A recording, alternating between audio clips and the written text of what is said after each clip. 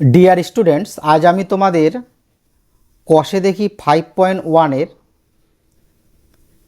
5 থেকে 7 পর্যন্ত অঙ্কগুলো সমাধান করে দেখাবো। এর আগের ভিডিওতে মানে পার্ট 1-এ আমি তোমাদের 1 থেকে 3 পর্যন্ত অঙ্কগুলো সমাধান করে দিয়েছি। তোমরা দেখে না থাকলে তোমরা অবশ্যই দেখে নেবে। আজ আমি তোমাদের 5 থেকে 7 পর্যন্ত অঙ্কগুলো সমাধান করে দেখাবো। 5-এর অঙ্কগুলো কি বলেছে, নিচের সংখ্যাগুলিকে ক্ষুদ্রতম কোন ধনাত্মক সংখ্যা দিয়ে গুণ করলে গুণফল পূর্ণঘন সংখ্যা হবে হিসাব করে লিখি। তো দেখো বন্ধুরা, প্রথমে আমরা জানবো ঘন বিষয়টা কি। যেমন ধরে নাও 1 গুণ 1 গুণ 1, তার মানে আমি লিখতে পারি 1-এর ঘন। ঠিক আছে। 2 গুণ 2 গুণ 2, তার মানে আমি লিখতে পারি 2-এর ঘন। ঠিক আছে। আর 3 গুণ 3 গুণ 3, মানে আমি লিখতে পারি 3-এর ঘন। বুঝতে পারলে? যেমন 4 গুণ 4 গুণ 4, আমি লিখতে পারি 4-এর ঘন। এই যে উপরে যে আমি 3টা দিচ্ছি সেটা হচ্ছে ঘন। ঠিক আছে, বাংলায় হচ্ছে ঘন, আর ইংরেজিতে বলা হয় কিউব, CUBE, কিউব। ঠিক আছে। আর 5 গুণ 5 গুণ 5, তার মানে আমি লিখতে পারি 5-এর ঘন। ঠিক আছে। আর 6 গুণ 6 গুণ 6, মানে আমি লিখতে পারি 6-এর ঘন। তো 1-এর ঘন কত হবে? 1।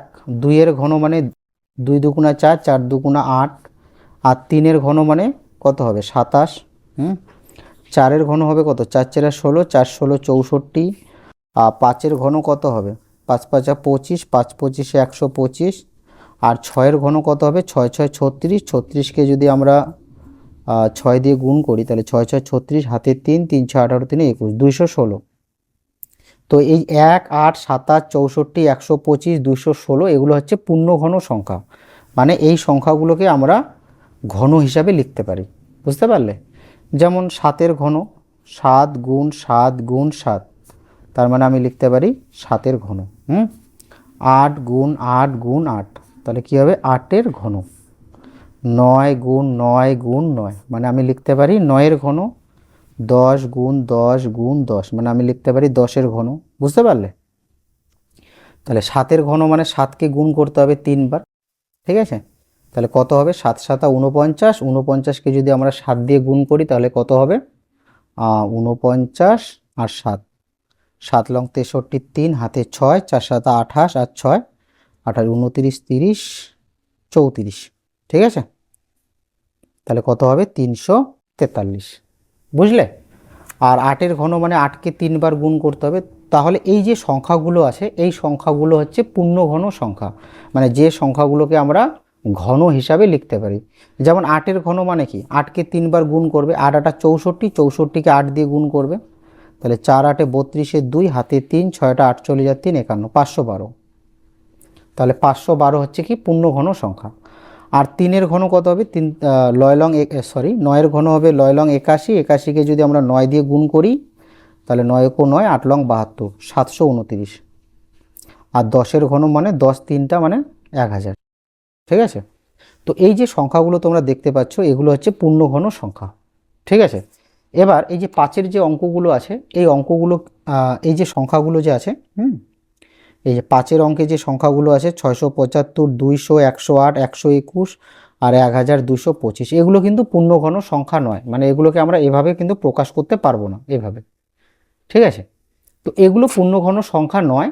তো এগুলোকে কত দিয়ে গুণ করলে এগুলো পূর্ণঘন সংখ্যা হবে সেটা আমাদের বের করতে হবে। তো দেখো, 1 নম্বরটা কি আছে? 675। প্রথমে কি করবে বন্ধুরা? 675কে মৌলিক উৎপাদকে বিশ্লেষণ করবে। তাহলে 5 দিয়ে যাবে, 5 × 5 থাকবে 2, আর 5 × 5 থাকবে 1 আর 7 17, 3 5 15, 2 আর 5 25, 5 5 25, 135। আরও 5 দিয়ে ভাগ করা যাবে, 5 দুগুণা 10 থাকবে 3 আর 5 35, 5 7 35, 3 লং 27, 3 3 9।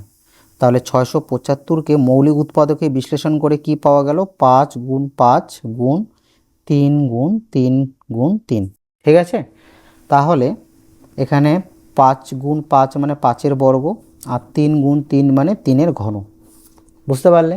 তো এখানে লক্ষ্য করো 3-এর ঘন আছে, মানে 3 বার গুণে আছে। ঠিক আছে। কোনো সংখ্যার ঘন মানে ওই সংখ্যাটা কতবার গুণে থাকবে? 3 বার। কিন্তু এখানে লক্ষ্য করো বন্ধুরা, এখানে কিন্তু 5 দুটো আছে, ঠিক আছে। তো এখানে যদি আমি আরেকটা 5 দেই, তাহলে কয়টা 5 হবে? 3টা 5 হবে, 1 3টা 5, তাই না? তাহলে যখন 3টা 5 হবে তখন আমি লিখতে পারি 5-এর ঘন। তার মানে এই 675 যে সংখ্যাটা আছে, এই 675 তো পূর্ণঘন সংখ্যা নয়। তো এই 675কে কত দিয়ে গুণ করলে এটা পূর্ণঘন সংখ্যা হবে? 5 দিয়ে গুণ করলে। তাহলে যখন আমি এটাকে 5 দিয়ে গুণ করব তখন কি হবে? 5-এর ঘন হবে, বুঝতে পারলে? তখন আমরা এভাবে লিখতে পারবো, এই 5 গুণন 5, 5-এর ঘন, বুঝতে পারলে? তাহলে আমরা লিখব যে সুতরাং 675কে 5 দিয়ে গুণ করলে, 5 দিয়ে গুণ করলে গুণফল গুণফল পূর্ণঘন সংখ্যা হবে, পূর্ণঘন সংখ্যা হবে। 2 নম্বরটা কি আছে?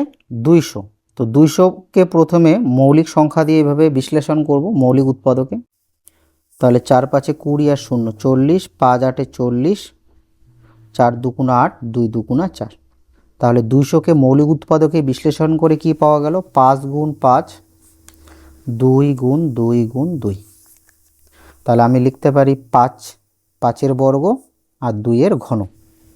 এবার লক্ষ্য করো, এখানে আরেকটা 5 যদি থাকতো তাহলে আমি লিখতে পারতাম 5-এর ঘন, বুঝতে পারলে? তাহলে আমি যদি 5 দিয়ে গুণ করে দিই তাহলে কি হয়ে যাবে? 5-এর ঘন হয়ে যাবে, 5 3টা হয়ে যাবে, 5 3টা হয়ে যাবে, তার মানে 5-এর ঘন। তাহলে 200কে কত দিয়ে গুণ করলে পূর্ণঘন সংখ্যা হবে? 5 দিয়ে গুণ করলে, বুঝতে পারলে? তো তোমরা মনে রাখবে যে সংখ্যাটা, ঠিক আছে, 2 বার বা 1 বার গুণে থাকবে সেই সংখ্যাটাকে, মনে করো ধরে নাও এখানে 5 একটা আছে আর 2 3টা আছে। তার মানে এখানে আমার 5 কয়টা দরকার আছে বলো তো? দুটো 5-এর দরকার আছে। দুটো 5 মানে কত? 5 গুণন 5 মানে 25, ঠিক আছে। এটা সংখ্যাটা কত হবে? 5 দুগুণা 10, 10 দুগুণা 20, 2 20 40। যদি 40 দেওয়া থাকে তাহলে তোমরা কি করবে? তাহলে 5 5 25 দিয়ে গুণ করলে সেটা পূর্ণঘন হবে, বুঝতে পারলে? তো এখানে একটা 5 কম আছে, তাহলে আমি লিখব যে সুতরাং 200কে 5 দিয়ে গুণ করলে গুণফল পূর্ণঘন সংখ্যা হবে, পূর্ণঘন সংখ্যা হবে। তারপরে 3 নম্বর অঙ্কটা কি আছে? 108। 108। তো 108কে প্রথমে মৌলিক উৎপাদকে বিশ্লেষণ করব। 5 দুগুণা 10, 4 দুগুণা 8, থাকবে 2 দুগুণা 4, 1 আর 4 14, 7 দুগুণা 14, 3 লং 27, 3 তিরিকা 9। তাহলে 108কে উৎপাদকে বিশ্লেষণ করে কি পাওয়া গেল? 2 গুণ 2, 3 গুণ 3 গুণ 3। তার মানে 2-এর বর্গ আর 3-এর ঘন। তাহলে এখানে লক্ষ্য করো, এখানে যদি আরেকটা 2 থাকতো তাহলে কি হতো? 2-এর ঘন হতো, এটা ঘন বর্গ হবে, তাহলে 2-এর ঘন হতো, তাই না?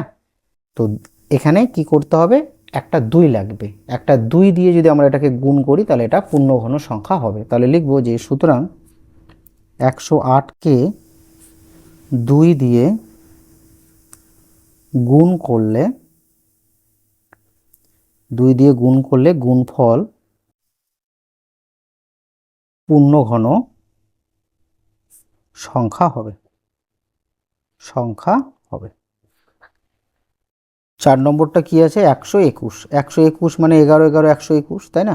121 সমান সমান 11 গুণ 11। তাহলে আরেকটা যদি এখানে 11 আমি লিখি গুণ হিসাবে তাহলে কি হবে? 11-র ঘন হবে, তাই না? তার মানে আমি লিখতে পারি যে সুতরাং 121কে 11 দিয়ে গুণ করলে গুণফল পূর্ণঘন সংখ্যা হবে, পূর্ণঘন সংখ্যা হবে, ঠিক আছে। 5 নম্বর অঙ্কটা কি আছে? 12 25। 5 দুগুণা 10, থাকবে কত? 2 আর 2 22, 4 5 20, থাকবে 2 আর 5 25, 5 5 25। 5 দিয়ে 4 5 20, থাকবে 4 আর 5 45, 5 লং 45, ঠিক আছে, 7 7 49। তাহলে 1225 সমান সমান 5 গুণ 5 গুণ 7 গুণ 7, তার মানে 5-এর বর্গ আর 7-এর বর্গ। এখানে লক্ষ্য করো বন্ধুরা, এখানে যদি আমি আরেকটা 5 আর একটা 7 গুণ করি, ঠিক আছে, 5 গুণ 7, তার মানে কি 5-এরও ঘন হবে 7-এরও ঘন হবে, তার মানে আমাকে মোট কত গুণ করতে হবে? 35 গুণ করতে হবে। 5 7 35, বুঝতে পারলে? তাহলে লিখবো যে সুতরাং 1225কে 35 দিয়ে গুণ করলে গুণফল পূর্ণঘন সংখ্যা হবে, পূর্ণঘন সংখ্যা হবে। এবার 6 অঙ্কগুলো দেখো, নিচের সংখ্যাগুলিকে ক্ষুদ্রতম কোন ধনাত্মক সংখ্যা দিয়ে ভাগ করলে ভাগফল পূর্ণঘন সংখ্যা হবে। এর আগের অঙ্কগুলোতে বলা আছে গুণ করলে, আর এবার বলা আছে ভাগ করলে, কত দিয়ে ভাগ করলে এই সংখ্যাগুলো পূর্ণঘন সংখ্যা হবে। 1 নম্বর অঙ্কটা কি আছে? 7000, তাই তো? তো 7000কে মৌলিক উৎপাদকে বিশ্লেষণ করব, আর 7 দিয়ে 1000 7000, তারপর 5 দিয়ে 5 200, তারপর 5 দিয়ে হবে 400, 5 দিয়ে 40 হবে, 5 8 40, 4 2 8, 2 2 4, ঠিক আছে। তাহলে 7000কে মৌলিক উৎপাদকে বিশ্লেষণ করে কি পাওয়া গেল? 5 পাওয়া গেল, ঠিক আছে, 5 পাওয়া গেল 3টা, আর 2 পাওয়া গেল কয়টা? 2 পাওয়া গেল 3টা, আর 7 কয়টা? 7 একটা, ঠিক আছে। তাহলে এখানে লক্ষ্য করো, এখানে 5-এর ঘন আছে, আর 2-এর ঘন আছে। এবার আমি যদি এই 7000কে, দেখো এখানে 7-এর ঘন নেই কিন্তু 7 একটা আছে, তাই না? তো এই 7000কে আমি যদি 7 দিয়ে ভাগ করি তাহলে সেটা পূর্ণঘন সংখ্যা হবে। তো দেখো 7000কে আমি যদি 7 দিয়ে ভাগ করি তাহলে কত হবে বন্ধুরা? 1000 হবে। কত হবে? 1000, ঠিক আছে। এই 1000 কার ঘন? 1000 হচ্ছে 10-এর ঘন, 10 গুণ 10 গুণ 10, 10-এর ঘন, বুঝতে পারলে? তাহলে আমি যদি 7 দিয়ে ভাগ করি তাহলে কত হবে? 1000 হবে। আর 1000 যখন হবে তখন 1000 কি পূর্ণঘন সংখ্যা? এটাই বলেছে যে এই সংখ্যাটাকে কত দিয়ে ভাগ করলে এই সংখ্যাটা পূর্ণঘন সংখ্যা হবে, বুঝতে পারলে? তা লিখবো যে সুতরাং 7000কে 7 দিয়ে ভাগ করলে ভাগফল পূর্ণঘন সংখ্যা হবে, পূর্ণঘন সংখ্যা হবে। 2 নম্বরটা কি আছে? 2662, 2662কে 11 দিয়ে ভাগ করা যাবে, 2 11 22, থাকবে কত এখানে? এখানে থাকবে 4 আর 6 46, 4 11 44, থাকবে 2 আর 2 22, 2 11 22, আবার 11 দিয়ে যাবে, 11 2 11 22, থাকবে কত? 24 থেকে 22 গেলে 2 আর 2 22 থাকবে, 2 11 22, 2 11 22, ঠিক আছে। তাহলে 2662কে মৌলিক উৎপাদকে বিশ্লেষণ করে পাওয়া গেল 11 গুণ 11 গুণ 11 গুণ 2, ঠিক আছে। তো দেখো বন্ধুরা, এই যে 11 গুণ 11 গুণ 11 গুণ 2, এই সংখ্যাটাকে আমি যদি 2 দিয়ে ভাগ করি তাহলে 2 দিয়ে কাটা যাবে, তাহলে সংখ্যাটা কি হবে? 11 3টা থাকবে, 11-এর ঘন, তার মানে সংখ্যাটা কি হবে? পূর্ণঘন হবে, বুঝতে পারলে তো? তাহলে আমি কি লিখতে পারি যে সুতরাং 2662কে 2 দিয়ে ভাগ করলে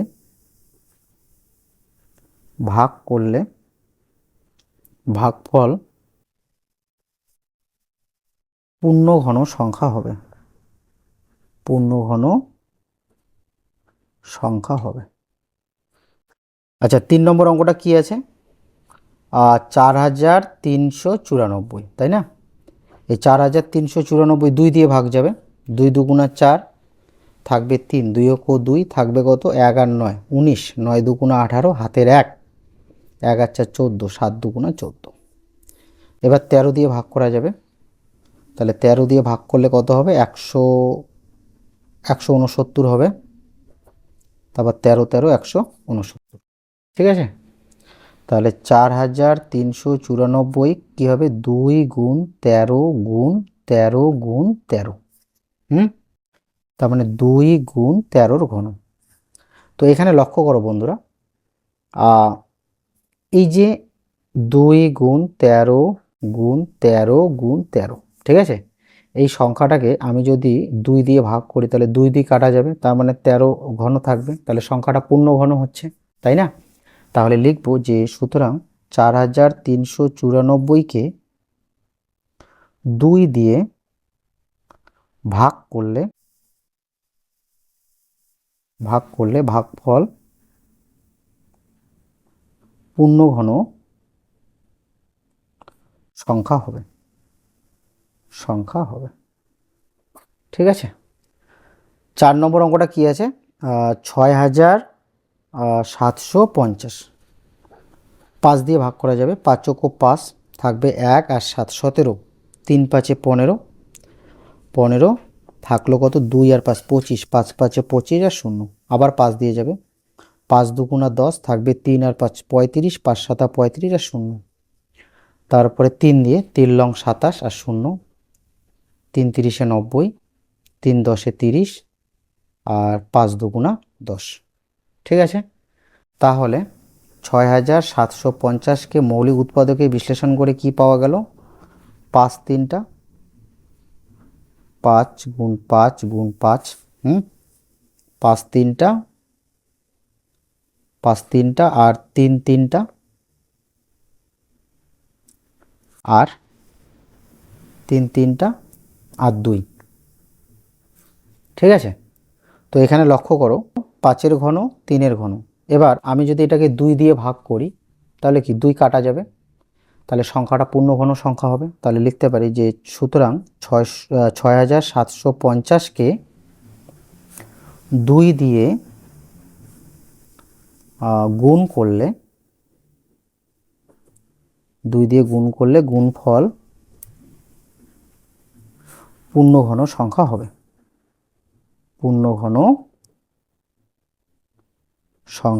হবে, সরি, এতকে 2 দিয়ে গুণ না, ভাগ করলে, এখানে তো ভাগ করতে হবে।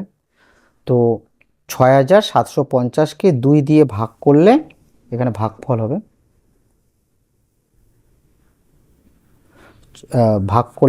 ভাগফল পূর্ণ ঘন সংখ্যা হবে, ঠিক আছে।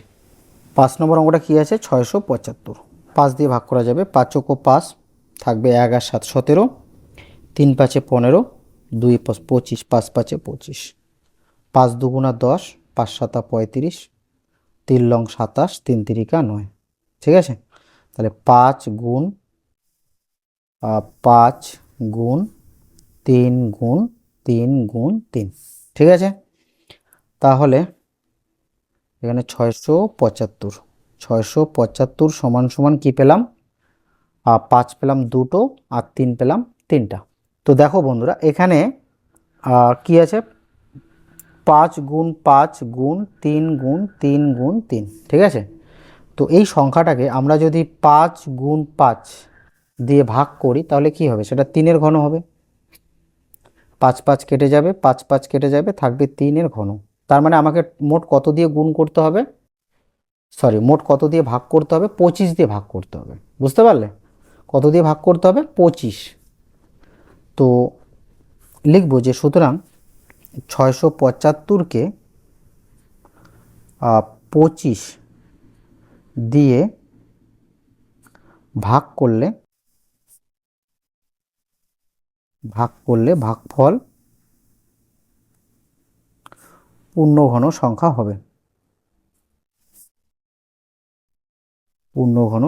হবে, ঠিক আছে। 7-এর অঙ্কগুলো কি আছে, নিচের পূর্ণঘন সংখ্যাগুলি মৌলিক উৎপাদকে বিশ্লেষণ করি ও ঘনমূল লিখি। কি আছে, 512, 512কে আগে মৌলিক উৎপাদকে বিশ্লেষণ করতে হবে। 2 দুগুণা 4 থাকবে কত 11, 5 দুগুণা 10 থাকবে 11 2 12, 6 দুগুণা 12, 2 দিয়ে 2 ও 2, 2 দুগুণা 4 থাকলো কত 11 6 16, 8 দুগুণা 16, 2 দিয়ে 6 দুগুণা 12, 4 দুগুণা 8, 2 দিয়ে 3 দুগুণা 6, 2 দুগুণা 4, 2 16 32, 8 দুগুণা 16, 4 দুগুণা 8, 2 দুগুণা 4। ঠিক আছে, তাহলে 512কে মৌলিক উৎপাদকে বিশ্লেষণ করে কি পাওয়া গেল? 2 কয়টা? 1 2 3 4 5 6 7 8 9টা। 1 2 3 4, 1 2 3 4 5 6 7 8 9, 9টা 2। ঠিক আছে, এবার ঘন হিসাবে লিখব। এই যে 3টা 2, 2 এর ঘন, এই 3টা 2, 2 এর ঘন, আর এই 3টা 2, 2 এর ঘন। ঠিক আছে বন্ধুরা, তাহলে এখানে লক্ষ্য করো 2 গুণ 2 গুণ 2, দেখো সবার মাথায় কি আছে? ঘন আছে। তো এটাকে আমি এভাবে লিখতে পারি, এই যে এভাবে। ঠিক আছে, দেখো এটা কি 2 এর কিউব, 2 এর কিউব, 2 এর কিউব, তার মানে আমি লিখতে পারি 2 ইন্টু 2 ইন্টু তার হোল কিউব। ঠিক আছে, তাহলে 2 দুগুণা 4, 4 দুগুণা 8, 8 এর কিউব। তাহলে লিখব যে সুতরাং 512 এর ঘনমূল, 512 এর ঘনমূল কি পেলাম? 8। ঠিক আছে, 8কে ঘন করলে কত পাওয়া যাবে? 512। তাই 512-র ঘনমূল হচ্ছে 8। 2 নম্বর অঙ্কটা কি আছে? 1728। 2 দিয়ে 8 দুগুণা 16 থাকবে কত? 1 16, 1 2 12, 6 দুগুণা 12, 4 দুগুণা 8। 2 দিয়ে 4 দুগুণা 8, 3 দুগুণা 6, 2 দুগুণা 4, 2 দুগুণা 4 থাকবে 2 ও 2 12, 6 দুগুণা 12, 3 দিয়ে যাবে 3 7 21, 3 দুগুণা 6, 3 দুগুণা 6 থাকবে 11 2 12, 3 4 12, 3 8 24, 4 দুগুণা 8, 2 দুগুণা 4। তাহলে 1728কে মৌলিক উৎপাদকে বিশ্লেষণ করে কি পাওয়া গেল? 2 1 2 3 4 5 6টা। 1 2 3 4 5 6। ঠিক আছে, আর 3 3টা। 1 2 3। এই যে 3টা 2কে লিখতে পারি 2 এর ঘন, এই 3টা 2কে লিখতে পারি 2 এর ঘন, আর এই 3টা 3কে লিখব 3 এর ঘন। এবার সবার মাথায় ঘন আছে, তাহলে লিখতে পারি 2 ইন্টু 2 ইন্টু 3 তার কি হোল কিউব। এই যে 2 এর কিউব, 2 এর কিউব, 3 এর কিউব, তাহলে লিখতে পারি 2 ইন্টু 2 ইন্টু 3 তার হোল কিউব। তাহলে 2 দুগুণা 4, 3 আর 4 12, 12-র কিউব। তাহলে 1728-এর ঘনমূল কত পাওয়া গেল? 12। তাহলে লিখব যে সুতরাং 1728 এর ঘনমূল কত? 12। বুঝতে পারলে? মানে 12কে ঘন করলে 1728 পাওয়া যাবে। তাহলে 12-র ঘন কত? 1728, আর 1728-এর ঘনমূল কত? 12। 3 নম্বরটা কি আছে? 5832। ঠিক আছে, তাহলে 2 দিয়ে ভাগ করা যাবে। 2 দুগুণা 4 থাকবে কত? 11 আর 18, 9 দুগুণা 18, আর 32, 2 16 32। 2 ও 2, 4 দুগুণা 8 থাকবে 1 আর 1 11, 5 দুগুণা 10 থাকবে কত? 16, 8 দুগুণা 16। 2 দিয়ে যাবে 7 দুগুণা 14 থাকলো কত? 5, 2 দুগুণা 4, তাহলে 5 থেকে 4 গেলে থাকলো 1 আর 8 18, 9 দুগুণা 18। আচ্ছা, 3 দিয়ে যাবে, 3 দিয়ে কত হবে? 3 দুগুণা 6 থাকবে কত? 1 আর 2 12, 3 আর 4 12, 3 3 9। আবার 3 দিয়ে যাবে, 3 8 24, 3 ও 3, আবার 3 দিয়ে যাবে, 3 দুগুণা 6 থাকবে কত? 21, 3 7 21, আর 3 লং 27,